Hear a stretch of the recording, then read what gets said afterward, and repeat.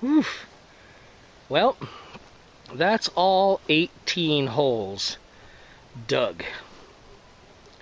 And I've got all but 4 of them braced and ready to go. Whew. That was a lot of work. But, you know, I did not want much, if any, dirt sitting out here. So I keep the natural drainage and, you know, the angle of the land there. Now, I know this looks really high to some of y'all. That's because it will get cut off. I have to be about 18 inches off the ground, and that's about where I'll be.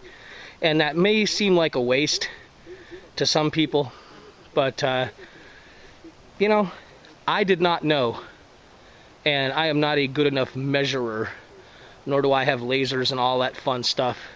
And I got such a good deal on these timbers that sticking them in the ground, making sure they were deep enough to satisfy the building code, on center, blah, blah, blah, and then cutting them off later, based on the contour of the land, just seemed like the smartest thing for me to do. Now, I suppose, you know, somebody who's better at it could have saved some more of these timbers, because, you know, I don't know how to say it except that I just wanted to make sure I didn't have one that was too short. So I'd rather waste a little than do it twice. So that's the deal. And we ended up with 1 timber left over. And I'm sure I'll find something interesting to do with it at some point in time.